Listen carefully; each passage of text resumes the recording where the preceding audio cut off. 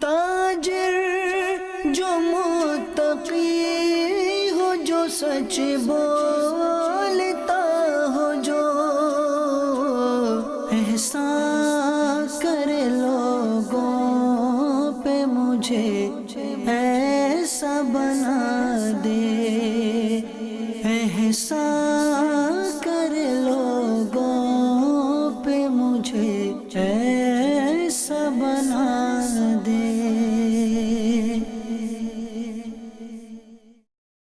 الحمدللہ رب العالمین والصلاة والسلام علی سید المرسلین، اما بعد فاعوذ باللہ من الشیطان الرجیم، بسم اللہ الرحمن الرحیم۔ الصلاة والسلام علیک یا رسول اللہ، الصلاة والسلام علیک یا حبیب اللہ، الصلاة والسلام علیک یا نبی اللہ، وعلی آلک واصحابک یا نور اللہ۔ مدنی چینل کے ناظرین، الحمدللہ عز وجل سلسلہ احکام تجارت کے ساتھ حاضر ہیں، اور جیسا کہ اس پلیٹ فارم کا ایک انداز ہے کہ بالخصوص ٹارگٹ آڈینس جو ہے ہماری، یا یوں کہہ لیجیے خصوصیت کے ساتھ جو مسائل اس میں ہوتے ہیں وہ بزنس کمیونٹی سے متعلق ہوتے ہیں، ٹریڈ اینڈ فنانس سے متعلق ہوتے ہیں، لیکن باقاعدہ کوئی آپ کو تجارت کا طریقہ نہیں سکھایا جاتا۔ کوئی ایک ایسی ویب سائٹ یا ایسا فورم نہیں ہے جہاں پہ ملازمتیں دی جاتی ہوں یا لی جاتی ہوں، بلکہ یہاں پہ اسی تعلق سے شرعی مسائل کا حل بتایا جاتا ہے۔ الحمدللہ عز و جل ہمارے ساتھ مفتی علی اصغر الطاری مدنی مدظ اللہ العالی تشریف فرما ہوتے ہیں، جو کہ آپ کے سوالات اور آپ کے مسائل اور آپ جو بھی چیز پوچھنا چاہتے ہیں اس حوالے سے اور قرآن و حدیث کی روشنی میں رہنمائی چاہتے ہیں، تو مفتی صاحب اس حوالے سے آپ کو رہنمائی پیش کرتے ہیں۔ اس سلسلے میں درود پاک کی فضیلت شامل کرتے ہیں اور پھر بڑھیں گے آپ کی کالز کی طرف، آپ کے سوالات کی طرف۔ نبی کریم رؤوف الرحیم صلی اللہ تعالی علیہ وسلم کا فرمان ذیشان، من صلی علیہ صلاۃ کتب اللہ لہ قراۃ والقراۃ مثل احد، یعنی جو مجھ پر ایک مرتبہ درود پاک پڑھتا ہے اللہ تعالیٰ اس کے لیے ایک قرات اجر لکھتا ہے، اور یہ ایک قرات جو اجر لکھا جاتا ہے حدیث میں آیا ایک قرات احد پہاڑ جتنا ہے۔ صلو علی الحبیب صلی اللہ تعالی علی محمد صلی اللہ علیہ وسلم۔ آج ہمارے ساتھ کچھ تاجر اسلامی بھائی بھی شریک ہیں جو پاکستان کے مختلف شہروں سے آئے ہوئے ہیں، گجرات سے بھی ہیں، لاہور سے بھی ہیں، ممکنہ صورت میں ممکن ہے کراچی سے بھی ہوں، تو انشاءاللہ ان کے بھی کچھ سوالات ہم شامل سلسلہ کریں گے، لیکن پہلے بڑھتے ہیں کالز کی طرف، آپ کے سوالات کی طرف۔ اپنے مدنی چینل کے ناظرین کی طرف سے کیا سوال آیا ہے شامل سلسلہ کرتے ہیں۔ جی میرا نام عبد الباسط ہے سر۔ تو میرا مسئلہ یہ ہے کہ ایک تو کام نہیں لگ رہا ہے، 4-5 ماہ سے جو ہے نا بے روزگار ہوں۔ دوسرا میں نے دینا ہے کسی کا قرضہ تقریباً 2-3 لاکھ روپیہ ہے، اگر فرض کرو وہ میں نہیں دے سکتا، انسان کی موت کا تو پتہ نہیں ہے، اگر مر جاتا تو کیا اس کو مجھے حساب دینا پڑے گا کہ نہیں؟ الحمدللہ رب العالمین والصلاة والسلام علی سید الانبیاء والمرسلین، اما بعد فاعوذ باللہ من الشیطان الرجیم، بسم اللہ الرحمن الرحیم۔ ہم دعا گو ہیں کہ اللہ تبارک و تعالیٰ آپ کی مشکلات کو آسان فرمائے اور جو پریشانی لاحق ہے اس پریشانی کو دور فرمائے۔ زندگی کے اندر اتار چڑھاؤ آتے رہتے ہیں، اور بعض اوقات بندہ جس انڈسٹری سے وابستہ ہوتا ہے وہ پوری انڈسٹری بحران کا شکار ہوتی ہے، اور بہت سارے لوگ اس سے متاثر ہو جاتے ہیں۔ تو ایسے میں بندے کو دیکھنا چاہیے کہ کہاں روزگار مل سکتا ہے، ڈیفرنٹ زاویوں سے بھی دیکھتا رہے۔ بعض اوقات ہم یہ دیکھتے ہیں کہ جی ایک جگہ سے روزی مل رہی تھی، وہاں بند ہو گئی، کام نہیں چلا، تو آپ کچھ اور کرنا نہیں چاہتے یا کچھ اور کرنے کا سوچتے ہی نہیں ہیں۔ ہمت کرنی چاہیے، ہمت اور کوشش۔ ایسا بھی نہیں ہونا چاہیے، بعض لوگوں کی ایسی عادت ہوتی ہے کہ اگر کہیں سے 50,000 کی جاب تھی اور پھر 30,000 کی آفر آ رہی ہے، نہیں کریں گے، 6 مہینے بے روزگار رہیں گے۔ تو ٹھیک ہے، اگر آپ بے روزگار رہ کر بھی گھر چلا سکتے ہیں، آپ کے بھائی ہیں، والد ہیں، بہت آسانی کے ساتھ کفالت کر سکتے ہیں، تو سمجھ میں آتا ہے۔ لیکن اگر آپ کسی کا چولہا نہ جل رہا ہو گھر میں تو اس کو کمپرومائز کرنا پڑتا ہے زندگی کے اندر۔ مطلب نہ تو دن ایک جیسے ہوتے ہیں، نہ راتیں ایک جیسی ہوتی ہیں۔ جس طریقے سے دن اور رات، کبھی دن بڑے ہوتے ہیں اور کبھی کی راتیں، تو زندگی کے جو یہ ماہ و سال ہیں اور جو تنگی ہے، آسانی ہے، اس کے معاملات بھی ایسے ہی ہوتے ہیں۔ رہی بات قرضے کی، تو دیکھیے جو شخص قرضہ ادا کرنے کی پختہ نیت کر لیتا ہے اور اس کے پاس اسباب نہیں ہوتے، یعنی ایسی زائد چیزیں بھی نہیں ہوتی کہ جسے وہ بیچ کر قرضہ ادا کر سکے، تو پھر جو تاخیر ہوتی چلی جائے گی اس کا گناہ اس کے ذمہ نہیں لکھا جاتا، لیکن یہ ضرور ہے کہ جو صاحب مال ہے اس کا مال تو ادا کرنا ہی ہے۔ اور یہی وجہ ہے کہ جب کسی کا انتقال ہوتا ہے تو سب سے پہلے 3 چیزیں اس کے مال و اسباب سے پوری کی جاتی ہیں۔ تجہیز و تکفین کا خرچہ پورا کیا جاتا ہے۔ عام طور پر یہ ہوتا ہے کہ رشتہ دار، دوست احباب یہ خرچہ کر دیتے ہیں، کوئی مطالبہ نہیں کرتے، یہ بھی ٹھیک ہے۔ بیوی جو ہے اس کی تجہیز و تکفین کا خرچہ اس کے مال سے پورا نہیں کیا جاتا، بلکہ وہ شوہر ادا کرتا ہے، شوہر ہی پر یہ لازم ہوتا ہے۔ تجہیز و تکفین کے بعد جو دوسرا مرحلہ آتا ہے وہ آتا ہے قرض کی ادائیگی کا، یعنی فقہ کرام نے لکھا کہ 3 کام کرنے ہیں ترکہ تقسیم کرنے سے پہلے: تجہیز و تکفین، قرض کی ادائیگی، اور جو تیسرا کام ہے وہ ہے اگر کوئی وصیت کی ہو تو تہائی مال سے وصیت کو پورا کرنا۔ تو قرض کی ادائیگی کتنا اہم کام ہے آپ اندازہ لگا سکتے ہیں۔ تو جو تاخیر ہو رہی ہے، اسباب نہ ہونے کی وجہ سے تاخیر ہوئی ہے، اس پر تو گناہ نہیں ہوتا، لیکن یہ ہے کہ صاحب مال کا جو حق ہے وہ بہرحال باقی رہتا ہے ذمہ پر، اور اس کا مال پھر ورثہ ادا کریں گے، اور اگر کچھ بھی نہ چھوڑ کر گیا ہو تب بھی ورثہ کے لیے ترغیب ہے کہ وہ اپنی طرف سے اس کے قرض کی جو ادائیگی ہے وہ کرے۔ ٹھیک ہے، اگلی کال دیجیے۔ میرا نام منظور علی ہے، میں گاؤں سے تعلق رکھتا ہوں۔ جیسے ہنڈی کے ذریعے پیسے بھیجتے ہیں، جو آدمی یہ کاروبار کرتا ہے یہ حرام میں آتا ہے یا حلال میں آتا ہے یا سود میں آتا ہے، یہ کیسا ہے؟ ٹھیک ہے جی۔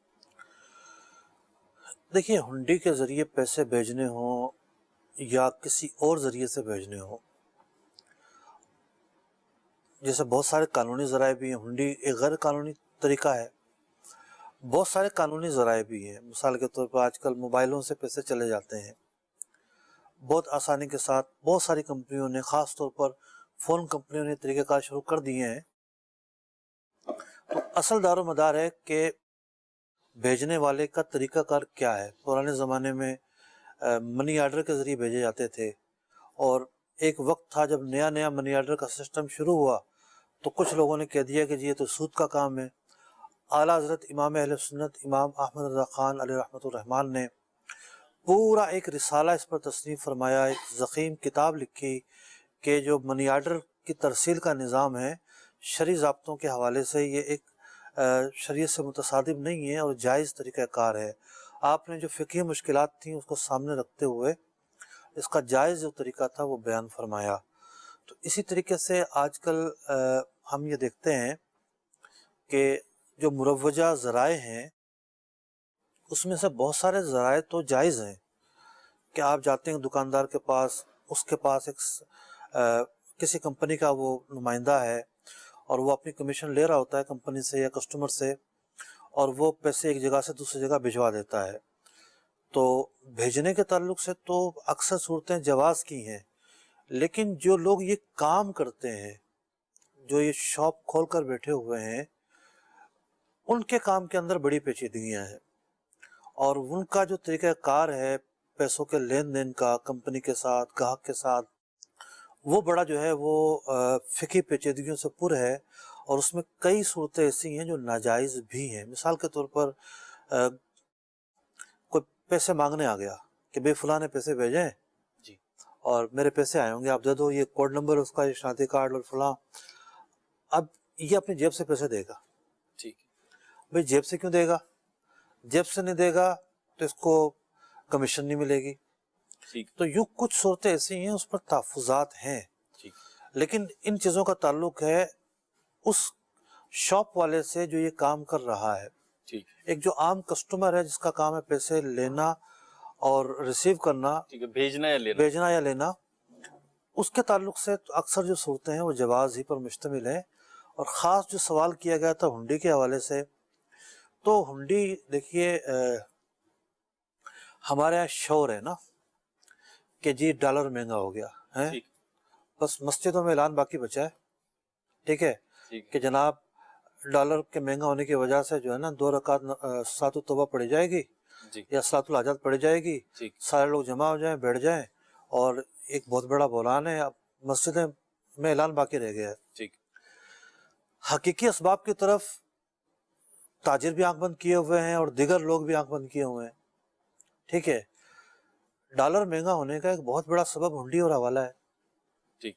اچھا، اب اس طریقے سے ہے کہ جو مال ہمارے پورٹ پر آتا ہے جی. اس مال کی قیمت ہوتی ہے 1 کروڑ روپے، ٹھیک. لیکن کاغذات میں لکھی ہوتی ہے 10 لاکھ روپے، 20 لاکھ روپے، 50 لاکھ روپے، ہاف قیمت لکھی ہوتی ہے. ٹھیک ہے، جو امپورٹ ہو رہا ہے. جی ہاں. ٹھیک. اب وہ مال آیا 1 کروڑ روپے کا، جی. ہاف قیمت لکھی ہوئی ہے 50 لاکھ روپے. ٹھیک. تو جو پراپر وے ہیں، جی. جو بھی راستے ہیں، جی. ان کے ذریعے پیسہ باہر جائے گا 50 لاکھ روپے. ٹھیک ہے. بقیہ جو 50 لاکھ روپے ہیں یہ ملک سے باہر جاتا ہے ہنڈی کے ذریعے، حوالہ کے ذریعے. ٹھیک. لوگ جو ہے وہ جا رہے ہوتے ہیں مسافر، ان کو دے دیں گے. بہت سارے ان کے پاس طریقے ہوتے ہیں. تجارت کا اصول ہے، جس چیز کی طلب جتنی زیادہ ہوگی وہ اتنی زیادہ مہنگی ہوگی. ٹھیک. اب یہ 50 لاکھ جو بچتے ہیں ایک تاجر کہاں سے خریدے گا؟ ایکسچینج میں جائے گا نا، منی ایکسچینج جو اوپن کھلے ہوئے ہیں جی. ان میں جائے گا اور وہاں جا کے ڈالر کی ڈیمانڈ کرے گا. ٹھیک ہے. جب وہ ڈالر کی ڈیمانڈ مستقل برقرار رہے گی تو اس کی قیمت تو اوپر جائے گی. ٹھیک ہے. اگر آپ قیمت نیچے لانا چاہتے ہیں تو بہت سارے اس کے اسباب ہیں. کوئی میں اس فیلڈ کا سیاستدان نہیں ہوں یا ماہر نہیں ہوں، ٹھیک. نہ سائنسدان ہوں، لیکن 2-4 اسباب نظر آتے ہیں. ٹھیک ہے، وہ ظاہری ہے. بالکل بہت سارے اسباب. اس میں سے ایک بڑا سبب یہ ہے، جب تک انڈر انوائسنگ ختم نہیں ہوتی ڈالر کی جو پرائسز اور جو کرائسز اس کے تعلق سے ہیں جی. وہ باقی رہیں گے. اس کی طلب باقی رہے گی. ٹھیک. طلب باقی رہے گی تو اس کی جو قیمت کا جو اچان ہے یا گراف ہے. گراف ہے بڑھتا چلا جائے گا. ٹھیک. اب یہ بند کیسے ہوگی؟ جی. گورنمنٹ بند نہیں کر سکتی. عملاً ایسا نظر آ رہا ہے. ٹھیک ہے. بند کرے گا ہمارا تاجر طبقہ. وہ کیسے تاجر طبقے کے بغیر تو بند ہو ہی نہیں سکتا نا. وہ کیسے کرے گا؟ میں عرض کرتا ہوں کیسے کرے گا. جی. ایک مارکیٹ ہے، مثال کے طور پر جڑیا بازار کے اندر کوئی مارکیٹ ہے. ٹھیک ہے. وہ یونین یہ طے کر لے کہ جی ہم کسی مال پر جو ہے وہ کماتے ہیں 10 روپے. ٹھیک ہے. ہم اگر پورے پیسے باہر بھیجیں گے اس کے بعد بھی ہم 10 روپے ہی کمائیں گے. جی. تو ہم انڈر انوائسنگ نہیں کریں گے، ہم ٹیکس پورا دیں گے، مال مہنگا بیچیں گے. اب انڈر انوائسنگ کیوں ہوتی ہے کہ جو ہم سے لوگ مسئلہ پوچھ کے جاتے ہیں، ہم کہتے ہیں بھائی آپ یہ کام نہ کرو، یہ جھوٹ ہے، دھوکہ بازی ہے، اس میں خرابیاں ہیں. اس کا جواب ہوتا ہے کہ ٹھیک ہے میں نہیں کرتا، جی.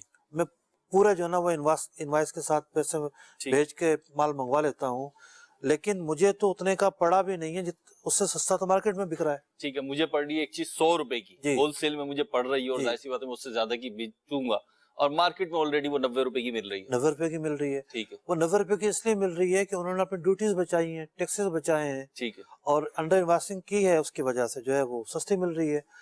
پوری مارکیٹ اگر ایکا کر لے کہ جی ہماری جو یونین ہے یہ انڈر انوائسنگ نہیں ہونے دے گی، اور ہمارے جو تاجر ہیں اس بات پر اتفاق کرتے ہیں کہ ہم اپنی قوم کے لیے، اپنے ملک کی بہتری کے لیے اس اقدام کو لے کر آئیں گے. ہم نے تو نفع کمانا ہے. ایک چیز اگر آتی ہے 20 روپے کی، وہ 30 روپے کی بکے گی، 10 روپے ہم پھر بھی اس کا نفع مسئلہ تو یہی ہے نا، تاجر کی تو سوچ یہی ہے کہ مجھے تو نفع کمانا ہے. ٹھیک ہے، آپ جو پورے ملک میں مال کہاں سے جاتا ہے؟ آپ کی مثال کے طور پر دالیں آتی ہیں، جی. ہماری دالیں ایک ٹھیک ٹھاک باہر سے آتی ہیں، ٹھیک. پورے ملک میں وہیں سے جاتی ہیں. جی بالکل. ایک مارکیٹ ہے وہاں سے جا رہی ہیں. ٹھیک ہے. اب اس مارکیٹ کے لوگوں نے جب یہ فیصلہ کر لیا کہ ہم نے انڈر انوائسنگ نہیں کرنی، پورا بل بنانا، پوری مطلب انوائس ظاہر کرنی ہے، ٹیکس پورا ادا کرنا ہے، کیا ہوگا؟ 20 روپے دال مہنگی ہوگی. جی. مہنگی ہوگی نا، ہو جائے. اس 20 روپے مہنگی ہونے سے ہمارا ڈالر تو نیچے جائے گا. اس سے پہلے ہی مہنگائی ہو رہی اور جناب کی ہم جھوٹ سے بچ رہے ہیں نا، اللہ تعالیٰ برکت دے گا. ٹھیک. جہاں جھوٹ آتی ہے وہاں کتنی مشکلات آتی ہیں. ٹھیک ہے، یعنی جو ظاہری اسباب اختیار کر رہے ہیں، اگرچہ ظاہری ایک سبب بیان کیا لیکن اس کے روحانی جو ہے اثرات بھی آئیں گے انشاءاللہ. یعنی آپ کب تک مطلب کہ ایک دھوکے پر، جھوٹ پر برقرار رہیں گے؟ ایک تاجر میرے پاس آئے ایک مرتبہ، کہنے لگے ایک وقت وہ تھا مارکیٹ میں جب اگر کوئی مارکیٹ میں انڈر انوائسنگ کرتا تھا اس کو برا بھلا کہتے تھے لوگ، برا سمجھتے تھے کہ تم یہ کیا کر رہے ہو. جی. اور آج ایسا دور ہے اگر کوئی نہیں کرتا تو لوگ اس سے آگے سمجھاتے ہیں بھائی کام کیسے کرو گے. جی، بیوقوف سمجھتے ہیں اسے. ٹھیک ہے، اتنے کا تو تمہیں پڑے گا بھی نہیں. جی. تو بات یہ ہے کہ یہ مسئلہ صرف دعاؤں سے حل نہیں ہوگا، ٹھیک ہے؟ یہ صرف یہ نہیں ہے کہ ہر شخص اٹھ کے اپنی رائے دے دے کہ جناب قیمت کم ہوگی اور زیادہ ہوگی، یوں کیا جائے یوں نہ کیا جائے. اصل جو محرکات ہیں اس کو ختم کرنا ہوگا. ٹھیک ہے، بھی پریکٹیکل ہو جائیں تو پھر انشاءاللہ عز و جل مسائل اور بھی زیادہ تیزی کے ساتھ حل ہوں گے. دعا بھی کرتے رہیے، کوشش بھی کرتے رہیے، اپنا حصہ بھی ڈالتے رہیے. ہر کوئی یہی سوچتا ہے مفتی صاحب کہ میں کروں گا تو کیا ہوگا، تو بہرحال ہر کوئی اپنا حصہ ڈالے، جتنی آپ کی حیثیت آپ اتنا حصہ ڈالیں بہتری کے لیے. اللہ توفیق عطا فرمائے، مسائل بھی حل فرمائے. ایک کال شامل کرتے ہیں، اس کے بعد انشاءاللہ یہاں جو ہمارے تاجر اسلام میں موجود ہیں ان سے ایک سوال لیں گے. جی ماشاءاللہ مفتی صاحب کی خدمات مدینہ مدینہ اللہ انہیں اور برکت عطا فرمائے. مفتی صاحب کی بارگاہ میں یہ سوال ہے کہ ہوم لون لینا کیسا، مزید جو بھی بیاج ہوتا ہے اس میں اگر 7 لاکھ کے اوپر لون ہوا تو گورنمنٹ کی طرف سے 2.5 لاکھ روپے سبسڈی ملتی ہے بیاج میں، تو کیا ایسے لون لینا جائز ہے 15 سال یا 20 سالوں کے لیے؟ ایک مشت 7 لاکھ یا 10 لاکھ روپے جمع کرنا دشوار بھی ہے، تو اس رہنمائی فرما دیں. السلام علیکم ورحمۃ اللہ وبرکاتہ. وعلیکم السلام ورحمۃ اللہ وبرکاتہ. بیاج اردو میں جو ہے سود کو بھی بیاج بھی کہتے ہیں. دیکھیے سود پر جو قرضہ ہے اس کے اندر کیا ہوتا ہے کہ آپ قرضہ لے کر سود ادا کرتے ہیں، جتنے آپ نے رقم لی ہے اس سے زیادہ جو ہے آپ ادا کریں گے. تو سودی قرضہ لینا یہ جائز نہیں ہے، سود نہ لینا جائز ہے نہ سود ادا کرنا جائز ہے. اب بات یہ ہے کہ گھر لینا ہے کیسے لیں گے، تو ہم نے کئی دفعہ عرض کیا ہے کہ اگر آپ کسی اور ملک سے بات کر رہے ہوں تو آپ وضاحت کر دیا کریں کہ میں فلاں ملک سے بات کر رہا ہوں. مثال کے طور پر غیر مسلم ادارہ ہے، اگر یہ لیجا بتا رہا تھا کہ انڈیا سے تھے، ہند سے تھے، تو غیر مسلم اگر کوئی ادارہ ہے وہاں سے اگر کوئی معاملات ہوتے ہیں تو پھر اس کے حکم کے اندر علماء نے کچھ رعایتیں دی ہیں. ٹھیک، جیسے بیرون ممالک کے اندر جو غیر مسلم ممالک ہیں یورپ وغیرہ، وہاں مورگیج کے ذریعے گھر لیے جاتے ہیں، اور مورگیج کے تعلق سے فتاوی بریلی مشہور فتاوی کی کتاب ہے، اس کے اندر بھی فتویٰ موجود ہے. اسی طریقے سے دارالفتہ اہل سنت کا بھی یہی موقف ہے، ہم نے بھی فتاوی جاری کیے ہیں کہ کوئی شخص اپنا ذاتی گھر لینا چاہتا ہے اور وہ کسی غیر مسلم ادارے سے لے گا، فائنینس جو ہے وہ ایسا ادارہ کرے گا جو مسلمانوں کا نہیں ہے، اور اس سے وہ لے کر 15 سال 20 سال کی مدت پر اگر وہ گھر بناتا ہے تو اس میں اجازت دی گئی ہے. لیکن یہ نہیں ہے کہ کوئی ریل اسٹیٹ کا کام شروع کر دے اور ایک نہیں دو 4 لینا شروع کر دے. تو صرف اپنے گھر کے لیے اجازت دی گئی ہے، وہ بھی ان ممالک کے اندر جہاں غیر مسلموں کے جو ادارے ہوتے ہیں وہ یہ کام کرتے ہوں. ٹھیک ہے، یہ جواب بھی ہوا. اور ناظرین جیسے میں نے عرض کیا کچھ تاجر اسلام یہاں موجود ہیں، تو ایک سوال شامل کرتے ہیں. جی میرا نام شبیر احمد ہے، جی مرکز الاولیاء لاہور سے تشریف لائے ہوں. ٹھیک. میرا سوال مفتی صاحب سے ہے کہ ایڈوانس کی رقم دے کر اس سے منافع لینا، کم ریٹ پر مال لینا کیسا ہے؟ ٹھیک ہے جی. پہلے تو آپ سب حضرات کو مرحبا کہتے ہیں. ایک تو ریٹ کم ہوتا ہے اپنا کرایوں کے اندر، کہ کوئی دکان آپ نے کرائے پہ لی ہے اور ایڈوانس زیادہ دے دیا اور پھر جو ہے وہ کرایہ کم کروا لیا. آپ کہہ رہے ہیں کہ مال کے اندر بھی ایسا ہوتا ہے؟ مال کے اندر بھی ایسا ہوتا ہے کہ ہم نے کوئی چیز خریدی ہے، تو وہ چیز خریدی ہے تو اس شخص کو کچھ پیسے چاہیے ایڈوانس میں. کیا خریدی ہوگی؟ لوہے کی کوئی بھی آئٹم ہے نا، میرا کام سکریپ کا ہے، ہم سکریپ خریدتے ہیں، تو وہ سکریپ خریدتے ہیں، ان کو ہم ایڈوانس پیسے دے دیتے ہیں. ایڈوانس پیسے دیتے ہیں تو اس کی وجہ سے جب وہ زیادہ ایڈوانس لیتے ہیں تو ہم ریٹ ان کو کم دیتے ہیں. تو اس میں رہنمائی فرما دیں ہماری ذرا. مارکیٹ کی صورتحال یہ ہے. یہی مارکیٹ میں اور اس میں یہ یعنی چل رہا ہے ایسے. ٹھیک. دیکھیے اس مسئلے کی 2 صورتیں بنیں گی. پہلے تو یہ دیکھتے ہیں کہ ایڈوانس رقم دینا کاروبار میں کہاں اس کی گنجائش ہے. کچھ چیزیں ایسی ہیں کاروبار میں جہاں اس کی گنجائش ہے، جہاں آپ آرڈر دے کر مال بنواتے ہیں. جیسے آپ نے کسی سے کپڑا بنوانا ہے یا کسی سے کوئی پروڈکٹ کوئی اور بنوانی ہے، آپ کا جوتوں کا کام ہے، جوتے آپ نے بنوانے ہیں، فرنیچر ہو گیا، فرنیچر آپ نے بنوانا ہے، آپ نے سونا بنوانا ہے، زیورات. تو جہاں میکنگ پائی جائے گی، آپ کا آرڈر ملنے کے بعد وہ مال خرید کر پروڈکٹ بنا کر آپ کو دے گا، وہاں تو ایڈوانس جو ہے وہ رقم دی جاتی ہے. ٹھیک. اور اب ایڈوانس کم ہو یا زیادہ ہو اس سے کوئی فرق نہیں پڑتا، اور گاہک بارگیننگ کرنے کا حق رکھتا ہے کہ وہ کیا بارگیننگ کرتا ہے اور قیمت کم کرواتا ہے، اس کی گنجائش موجود ہے۔ ایک ہوتے ہیں عام سودے۔ اصل سودے کیا ہوتے ہیں کہ مال عام طور پر جو ہے وہ ادھار نہیں ہوتا، پیسے ادھار ہوتے ہیں۔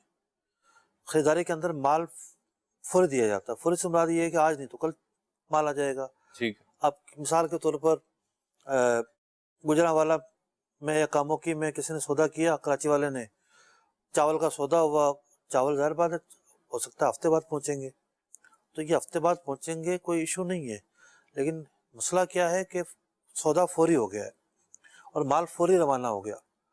اب یہ ہفتہ جو لگے گا مال کے پہنچنے میں لگے گا۔ ٹھیک ہے، اور ایک یہ ہوتا ہے کہ جی نہیں مال ہم آپ کو دیں گے ہی بعد میں، صرف پیسے دے دو، تو یہ خریداری نہیں ہے، یہ قرضہ ہے۔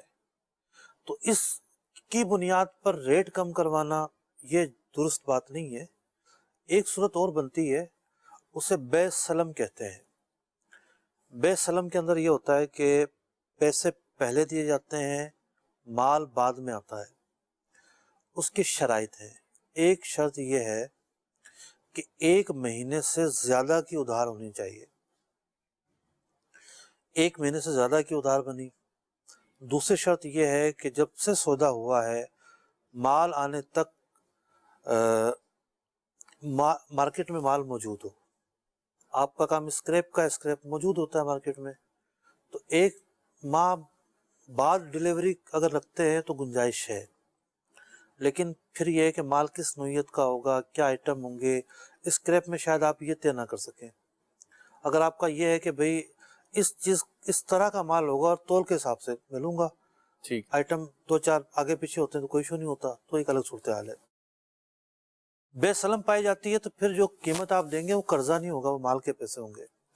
تو فرق یہ رکھنا ہے کہ کہاں آپ کا جو ایڈوانس ہے وہ قرضہ بن رہا ہے اور کہاں آپ کا ایڈوانس مال کی پرائز بن رہا ہے۔ جہاں پرائز بن رہا ہے وہاں آپ اس میں بارگیننگ کر سکتے ہیں، نہیں بن رہا تو وہ نہیں کر سکتے۔ ٹھیک ہے، ایک سوال اور یہیں سے لے لیتے ہیں، پھر کالز کی طرف بڑھتے ہیں۔ عامر، السلام علیکم ورحمۃ اللہ وبرکاتہ۔ وعلیکم السلام ورحمۃ اللہ۔ محمد تنزیل الرحمان اتاری، سوال یہ ہے کہ قرض میں جو تاخیر لوگ کرتے ہیں اس کی کیا سزا ہے، اور یا مطلب اس کے بارے میں رہنمائی فرما دیں۔ تشریف رکھیے۔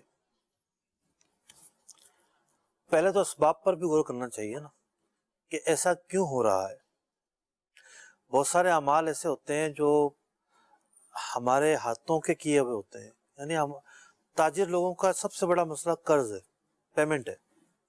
چیک پہ چیک گھوم رہے ہوتے ہیں، پیمنٹیں لیٹ ہو رہی ہوتی ہیں، چیک باؤنس ہو رہے ہوتے ہیں، پیمنٹ نہ ملنے کی وجہ سے آرڈر کینسل ہو رہے ہوتے ہیں، آگے اتنی ساری پیمنٹ پھنسی ہوئی ہے، اگر وہ موجود ہو تو بندہ اس سے لاکھوں روپے مہینے کے کما لے، لیکن پھنسی ہوئی ہوتی ہیں۔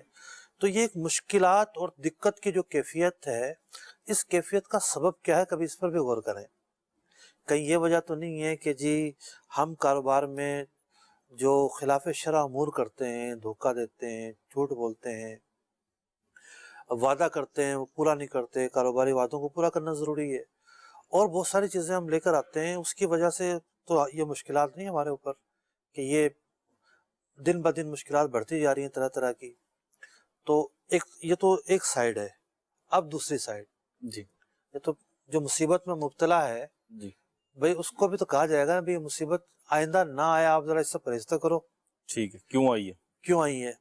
اور یہ انفرادی مسئلہ نہیں، اجتماعی مسئلہ ہے۔ جی، مطلب کہ مارکیٹوں کے اندر کوئی ایک شخص غلط نہیں کر رہا ہوتا، بہت سارے لوگ غلط کر رہے ہوتے ہیں، جی، تو پھر اجتماعی مسئلہ باقاعدہ ہے۔ کمپنیوں کے جو اکاؤنٹس بنتے ہیں مفتی صاحب، اس میں ایک اکاؤنٹ ہوتا ہے بیڈ ڈیٹس کا، جی ہاں، اور وہ یہی ہوتا ہے کہ ایسا قرضہ، ایسی رقم یا ایسا مال جو وصول کرنا تھا لیکن اب وصول نہیں ہو رہا تو وہ پھر اس اکاؤنٹ میں چلا جاتا ہے۔ تو انٹرنیشنل لیول پہ بھی اگر ہم دیکھیں پوری دنیا میں کمپنیوں نے ایک یہ اکاؤنٹ بنا لیا اور اس کو تصور کر لیا ہے کہ کاروبار کا حصہ ہے۔ دیکھیں دیگر ممالک میں ایشو یہ ہے کہ چیک اگر جاری ہو گیا تو پھر وہ جی، وہ تو پھر قانونی ایک ایشو۔ اور फौरन जनाब वो जेल होती है। जी। हमारे यहाँ ये मुश्किलात भी हैं, बहुत ज़्यादा कानूनी प्रोसेस जो है मुश्किल होता है। अब रही बात ये कि जो शख्स लेट करता है, जी अब लेट करने वाले कई तरह के होते हैं। एक ये होता है कि इसको सीरियस नहीं लेता, सामने वाला किस मुश्किलात में है, आपकी ज़बान का क्या असर होगा, आपने जो है वो तारीख दी थी, दूसरी तारीख दी, तीसरी दी, चौथी बेहिसी। दी, बेहिसी तारीख है, सब कुछ कर सकता है, देने पर कादिर है, कोई इशू नहीं है, नहीं दे रहा जी, रोलिंग में रखे जा रहा है, बेहिसी भी जमा हो जाती है, प्लस मफाद परस्ती जमा हो जाती है। ठीक है जी मैं पैसे निकाल लूंगा तो मेरे जो ना माल कम हो जाएगा। यार आपका तो सिर्फ माल कम होगा, उसका तो पूरा कारोबार खत्म हो रहा है। जी, तो मफाद परस्ती हो गई ना, कि सिर्फ अपने मफाद को देखना है, सेल्फिश हो गए लोग। और दूसरा जो है वो जो चाहे उसका नुकसान हो। तीसरी चीज क्या होती है कि कुछ लोगों की ये आदत होती है कि जब खुद क्राइसिस में आते हैं तो अपना एक बहुत बड़ा जो मसला था वो 10-15 लोगों को मिला के हल करने की कोशिश करते हैं। मिसाल के तौर पर बहुत सारा कर्जा चढ़ गया, ठीक है, 1-2 करोड़ रुपए कर्जा। ठीक है, अब मार्केट में सस्ता माल, क्या महंगा माल खरीद लेंगे उधार में, ठीक है और महंगा खरीद लेंगे, जी। और ये होगा कि ये तो महंगे के लालच में बेच देंगे मुझे 2-4 महीने के उधार पे, फिर कर्जा उतार के इनको संभाल लूंगा खुद ही। ठीक है, फिर मैं इन पार्टियों को संभाल। पहले से ही बदनीयती शामिल होती है जी। कि मैंने इनके साथ करना इस तरीके से है, इनसे मैं पैसे मांगने जाऊंगा ये नहीं देंगे, मैं अपना कर्जा कहाँ से उतारूं, चलो इनको फंसाता हूँ जरा। जी ये भी बदनीयती है, और इसके अंदर भी जाहिर बात है एक मुसलमान को जरर पहुंचाया जा रहा है, तकलीफ पहुंचाई जा रही है, जानते पूछते प्री प्लानिंग है। प्री प्लानिंग है। अच्छा, एक होता है कि हादसाती तौर पर ऐसा हो रहा है, ठीक, कारोबारी रोलिंग में पैसे फंस रहे हैं, उसके पास भी मुश्किलात हैं, ठीक है, उसके पास आसानी तो है जी, अपना जेवर बेचने जाएगा और घर की कई गाड़ी चीजें बेचने जाएगा तो वो अदा कर सकता है जी, लेकिन रोलिंग में पैसे हैं तो हाथ तंग है। ठीक है भाई इस शख्स को के पास दो ही रास्ते हैं, या तो ये सामने वाले को मनाए, ठीक है, राजी करे, कुछ फेस करे, ठीक है, उसका फोन उठाए, ठीक है, फोन ही नहीं उठाते जनाब, राय फार इख्तियार कर लेते हैं। ठीक है। अच्छा, कोई शरीफ आदमी टकर जाए उसको ज्यादा ब्लैकमेल करेंगे, ले सकते हो तो ले लो, नहीं कुछ और भी कहेंगे, यार तुम्हारा ज्यादा शरीफ आदमी इस लहजे में बात कर रहा है, तो बेचारा किस तकलीफ में मुब्तला है। आपको तो ऐसी बात नहीं करनी चाहिए। आप ये तो देखो, मतलब ब्लैकमेल करेंगे उसको ज्यादा, तो उसको फेस करें, उसके मुश्किलात को समझें। अगर आपको कोई चीज बेचनी भी पड़ती है तो बेचें जनाब, ठीक, ठीक है, आपके माल में कुछ रोलिंग में कमी आ जाएगी, कमी करें। चौथी कैटेगरी के वो लोग होते हैं कि वाकईतन वो खुद कल्लाश हुए होते हैं, कुछ होता ही नहीं, क्राइसिस में आ गए, क्राइसिस में आ जाते हैं, तो वो एक डिफरेंट सूरत हाल है जो भी उनकी, ठीक है, वो है। लेकिन ऐसे अफराद पर भी शरीयत इस बात ये निज़ाम देती है, अगर काजी इस्लाम होता जी, इसके मालो असबाब बेचे जाते, अगर मालो असबाब होते तो सबसे पहले काजी इस्लाम इसको जेल में बंद करता कि अदा करो, ठीक है, अदा करता जब तो इसको छोड़ता, ठीक है, और इंतकाल भी हो जाता है तो इसके मालो असबाब बेच के सबसे पहले कर्जा अदा किया जाएगा। तो जो लोग दूसरे के माल पर दूसरे का माल लेकर और अपने गुस्से उड़ाते हैं, अपनी रियाशिया करते हैं, अपना फायदा सोचते हैं, तो वो दिल आज़ारी भी करते हैं, दूसरे का हक भी दबाते हैं, और यकीनी तौर पर आखिरत में इसका जवाब देना पड़ेगा। हक़ुल हक़ का मामला है, जब तक साहिब हक माफ़ नहीं करेगा अल्लाह तबारक व तआला की बारगाह से इसकी माफ़ी नहीं मिलेगी, और फिर साख खराब होती है, वो एक अलग बात है। मतलब जो आपने सवाल का जवाब इरशाद फरमाया, लेकिन एक मार्केट की एक सूरत हाल है, शायद इससे मैच करती हो या नहीं करती हो, लेकिन मेरा एक सवाल है, वो ये कि एक शख्स है, वो भले छोटा कारोबार कर रहा है या बड़ा कारोबार कर रहा है, दो किस्म के अफराद पाए जाते हैं। एक वो है कि जो अमाउंट मेरे पास है, जो एसेट है मेरा, जो भी मेरे पास रकम है, जो मेरे पास सामान है, मैं उसी के साथ कारोबार कर रहा हूँ, छोटा हूँ या बड़ा हूँ, और मैं उधार भी नहीं कर रहा और ना उधार दे रहा हूँ। एक अपने मैंने उसूल जवाबित बनाए हुए जो शरीयत से नहीं टकरा रहे, जाहिर सी बात है ये, और मैं कारोबार कर रहा हूँ। दूसरा शख्स वो है कि जो उधार देता भी है, लेता भी है, और कारोबार को वसअत भी देना चाह रहा है, और रिस्क फैक्टर क्योंकि हम कहते हैं कारोबार में होता है, तो वो उसमें जब दे रहा है, ले रहा है, तो इसमें कहीं ना कहीं वो फंसता है। अब हम देखते हैं कि अगर कोई शख्स इस तरह कारोबार कर रहा है तो ना उसका कारोबार बढ़ता है, वो अपनी फैमिली के लिए भी, मार्केट में नाम भी खराब होता है। जी, तो क्यों आमिर भाई क्या फरमाएंगे आप, माइक दे जरा। اس طرح کے لوگوں کا مارکیٹ میں نام بھی خراب ہوتا ہوگا. کیوں نہیں دیتے؟ جو اسباب ہم نے بیان کیے یہ اسباب ہیں، کوئی اور بھی وجہ ہے؟ جو آپ نے فرمایا درست فرمایا. آپ کا سوال بھی ہے کوئی؟ جی جی. فرمائیں. محمد عامر اتاری گجرات سے. احکام تجارت سلسلہ ماشاء اللہ عز و جل بہت اچھا ہے اور آپ کی بہت اچھی خدمات ہیں. اللہ تعالیٰ آپ کے درجات کو ہے وہ بلند فرمائے. کسی شخص کے پاس جو ہے مکان ہے، پہلے وہ پرانے مکان تھے، اس کے پاس بچپن میں یا وقت جو گزرا تو 1 2 3 مکان وہ ہیں.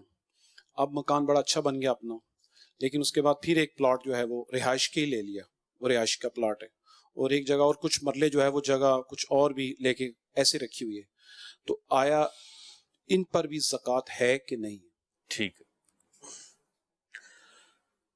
دیکھیے، جو زیادہ مکانات یا زیادہ پراپرٹی لی جاتی ہے نا، اس کے 2 مقاصد ہوتے ہیں.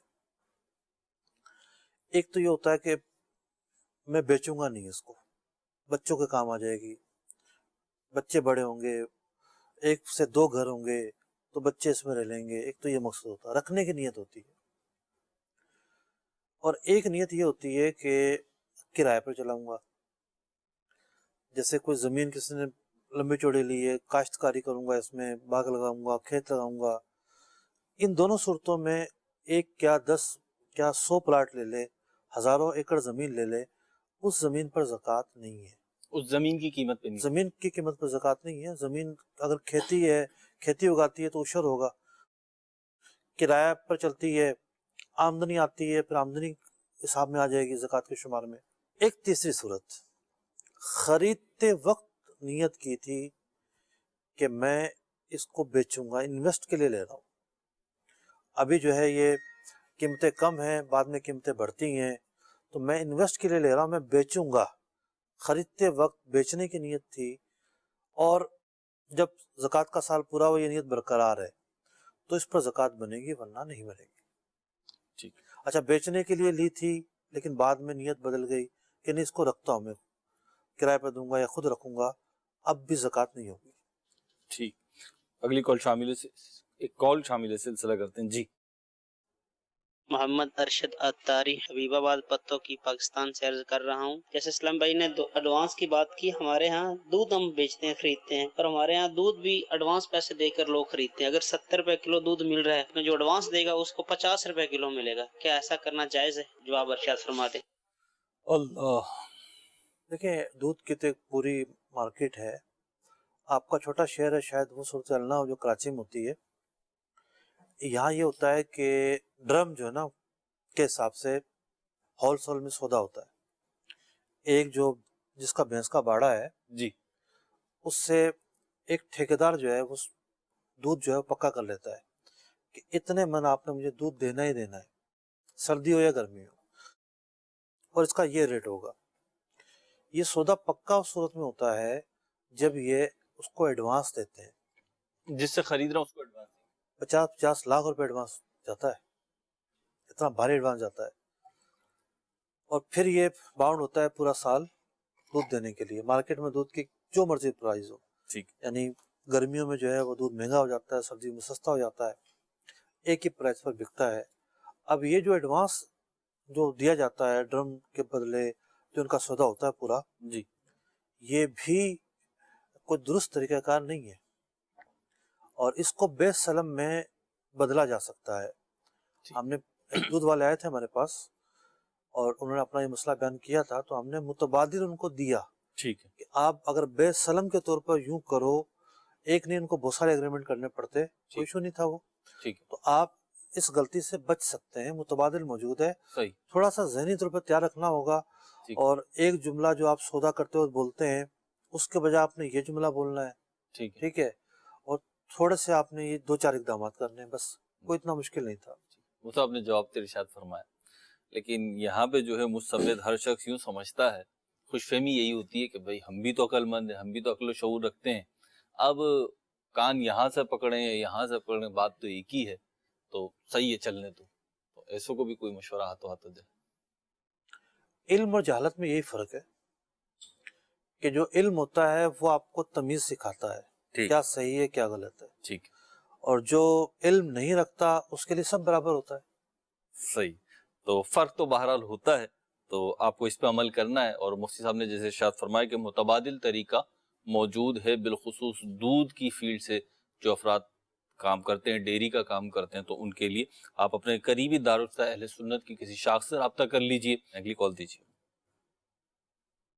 میرا سوال یہ ہے کہ جو قرض کے بارے میں جیسے سوالات ہو رہے ہیں، تو میں نے ایک سوال ہی پوچھنا تھا. جیسے میرے 2-3 کسٹمر ہیں جو باقاعدہ مجھ سے جیسے لین دین کرتے تھے، تو اب تقریباً 1 سال ہو گیا جو پیسے نہیں دے رہے ہیں، اور خود وہ اپنے اخراجات پورے کر رہے ہیں، عمرہ بھی کرنے جا رہے ہیں، گاڑیاں بھی خرید رہے ہیں. تو میری چھوٹی چھوٹی رقمیں 1.5 لاکھ 2 لاکھ وہ ادا نہیں کر رہے، کہ کہتے ہیں کہ نہ ہمارے پاس ابھی ہے نہیں، یعنی ڈیلے کرتے چلے جا رہے. تو میں نے ہمیں پوچھنا تھا کہ اسلام اس کو کس طرف رکھتا ہے؟ ایسے عمرے جو ہیں وہ قابل قبول ہیں جو کہ قرض کی ادائیگی نہیں کر رہے اور عمرہ کرنے چلے جاتے ہیں؟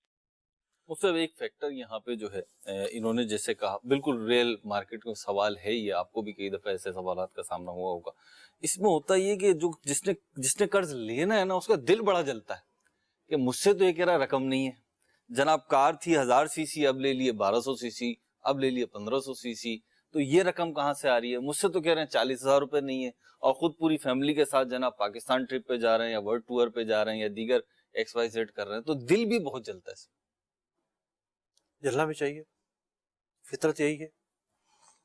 آپ کسی کا بھی حق جب مارا جائے گا تو ظاہر بات اس کو تکلیف تو ہوگی. جی. رسول اکرم صلی اللہ علیہ وسلم کی بارگاہ میں ایک جنازہ لایا گیا، اور پیارے آقا علیہ السلام نے یہ کہہ کر جنازہ پڑھانے سے منع فرما دیا کہ اس کے اوپر قرضہ ہے، میں اس کا جنازہ نہیں پڑھاؤں گا. پھر دیگر صحابہ کرام نے وہ جنازہ پڑھایا آپ علیہ السلام کے حکم سے. تو یہ اتنا مطلب کہ بڑا گناہ ہے کہ پیارے آقا علیہ السلام نے ایک شخص کا جنازہ نہیں پڑھایا، کہ زندگی میں سے یہ مطلب کہ خطائیں ہوئیں، ان خطاؤں میں مبتلا تھا تو میں اس کا جنازہ نہیں پڑھاتا. تو آپ اندازہ لگائیے کہ جس چیز کو ہم بہت ہلکا لیتے ہیں، بہت اس کو توجہ نہیں دیتے، کوئی سیریس نہیں لیتے، کہیں یہ نہ ہو کہ یہ عمل ہماری کوئی بربادی کا سبب بن جائے، آخرت میں گرفت کا سبب بن جائے. تو ہر صاحب حق کو اس کا حق ادا کریں. اچھا، جس کی طبیعت میں لاابالی پن ہوتا ہے، جی، کوئی زندگی گزارنے کے قاعدے ضابطوں سے وہ اپنے آپ کو آزاد رکھتا ہے، جی، ایسا شخص زیادہ تر کرتا ہے. جی. جو زندگی بااصول طریقے سے گزارتا ہے، صحیح اور تمیز کی فرق سامنے رکھتے ہوئے گزارتا ہے، وہ عام طور پر اس طریقے سے نہیں کرتا. اب اس میں یہ ضروری نہیں ہے کہ ایک شخص نمازی ہے اور ایک نمازی نہیں ہے. جی. ایک شخص نمازی بھی ہوگا، ممکن ہے داڑھی بھی ہو، اس کے اندر بھی یہ طبیعت پائی جا سکتی ہے کہ وہ زندگی کے 2-4 پہلوؤں پر تو بڑا اس نے سمجھوتا کیا ہوگا، کچھ پہلو ایسے ہوں گے جس کو اس نے آزاد سمجھا ہوگا کہ یہاں میں نے حدود و قیود کی پابندی نہیں کرنی. نہیں، شریعت یہ کہتی ہے کہ دین اسلام میں پورے داخل ہو جاؤ. ہماری زندگی جو ہے وہ چاروں طرف سے گھری ہوئی ہے حقوق کے گرد. ٹھیک. کہیں والدین کے حقوق ہیں، کہیں بیوی بچوں کے حقوق ہیں، کہیں جو ملازمین ہمارے کام کرتے ہیں ان کے حقوق ہیں، کہیں جن کے پیسے ہم نے دینے ہیں، جن سے ہم نے لینے ہیں. جی. اب جن سے ہم نے لینے ہیں وہاں کیا حقوق ہو سکتے ہیں؟ وہاں حسن تقاضا بھی ایک حق ہے. ٹھیک. کہ پیسہ مانگنا کس طریقے سے ہے، یہ بھی ایک حق ہے. ٹھیک. تو جب زندگی کو بندہ اس نظریے سے دیکھتا ہے کہ جس کا جو بھی حق نکلتا ہے میں نے آسان طریقے سے ادا کرنا ہے، زندگی آسان ہو جاتی ہے. ورنہ کیا ہوتی ہے، ایک یہاں سے کان کھینچ رہا ہوتا ہے، ایک یہاں سے کان کھینچ رہا ہوتا ہے، ایک یہاں سے کان کھینچ رہا ہوتا ہے. صاحبہ جس کا حق مارا جائے گا وہ تو شروع کرے گا نا. جی.